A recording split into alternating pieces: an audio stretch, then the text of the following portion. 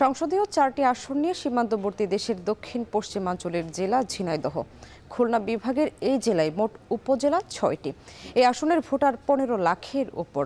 নবগঙ্গা নদীর তীরে গড়ে ওঠা এই জেলার মানুষের প্রধান আয়ের উৎস কৃষিকাজ। তবে এলাকায় দিন দিন বাড়ছে শিক্ষিত বেকারের সংখ্যা, আছে রাজনৈতিক সহিংসতার ঘটনাও। আসছে নির্বাচন ঘিরে ঝিনাইদহের ভোটারদের খবর জানাতে যুক্ত হচ্ছেন গালিব ইবনে রিয়াজ। গালিব, জানাবেন এই অঞ্চলে প্রার্থীদের কাছে ভোটারদের প্রত্যাশা কি কি, আর জনগণের সেবা সহ কাঠামোগত কি কি সমস্যা আছে আসলে এই অঞ্চলে? Amrapali fruit syrup, real magic in every drop. স্বামী, এখন আমি আছি ঝিনাইদহ জেলার কালীগঞ্জ উপজেলায়, এবং এই জায়গাটা মল্লিকপুর বলা হয়ে থাকে। এটা বিখ্যাত এই কারণে যে এই এশিয়ার মধ্যে অন্যতম বৃহত্তম বটবৃক্ষ এই অঞ্চলে, যেটি 250 থেকে 300 বছরের পুরনো বটবৃক্ষ এই মল্লিকপুরে। এই ঝিনাইদহ 4 আসনে এই সদরের 4টি ইউনিয়ন এবং এই কালীগঞ্জ উপজেলা, এই সব কিছু মিলিয়ে ঝিনাইদহ 4 আসন।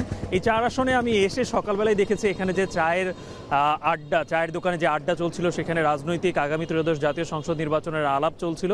যে জায়গায় সব থেকে বড় গুরুত্বপূর্ণ যে আলাপটি হচ্ছিল, এই 4 আসনে কিন্তু সদ্য বিএনপিতে যোগ দেওয়া রাশেদ খান গণ অধিকার পরিষদে, তিনি কিন্তু এই আসন থেকে প্রার্থী হয়েছেন, বিএনপির মনোনীত প্রার্থী।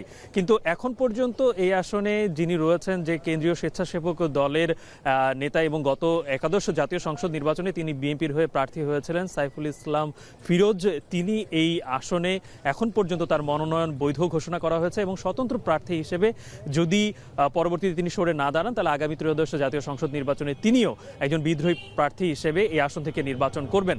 তাই এই এলাকার যারা ভোটাররা রয়েছেন তাদের মধ্যে একটা মিশ্র প্রতিক্রিয়া রয়েছে, এবং একই সাথে যেহেতু এই পুরো ঝিনাইদহে যে 27 জন মনোনয়নপত্র তারা জমা দিয়েছিলেন, এর মধ্যে 23 জনের মনোনয়নপত্র কিন্তু তাদের বৈধ ঘোষণা করা হয়েছে। শুধুমাত্র এই আসন থেকেই বিএনপির আরও 2 জন স্বতন্ত্র প্রার্থী হিসেবে তারা মনোনয়নপত্র জমা দিয়েছিলেন, কিন্তু শেষ পর্যন্ত একজন উপজেলা যুগ্ম সাধারণ সম্পাদক তিনি মনোনয়নপত্র জমা দেননি, এবং মুর্শিদা তার মনোনয়নপত্র তিনি আগে প্রত্যাহার করেছিলেন। অর্থাৎ এই ঝিনাইদহ 4টি আসনের মধ্যে এই ঝিনাইদহ 4 আসনে কিন্তু সব থেকে বেশি এই যে বিএনপির যেই প্রার্থীদের মধ্যে এবং সাধারণ ভোটারদের মধ্যে যে আলোচনা, কিংবা তারা আসলে কোন পক্ষে যাবেন, কাদের হয়ে কাজ করবেন, এই বিষয়গুলো কিন্তু রয়েছে। এবং একই সাথে এই অঞ্চলটি যেহেতু কৃষি নির্ভর অঞ্চল, এই অঞ্চলের প্রধান ফসলই কিন্তু ধান, কিন্তু তার পাশাপাশি এই কালীগঞ্জ উপজেলার কয়েকটি ইউনিয়নে কিন্তু পানের উৎপাদন হয়। অর্থাৎ এই অঞ্চলের অধিকাংশ মানুষই কৃষিকাজ করে তাদের জীবিকা নির্বাহ করে।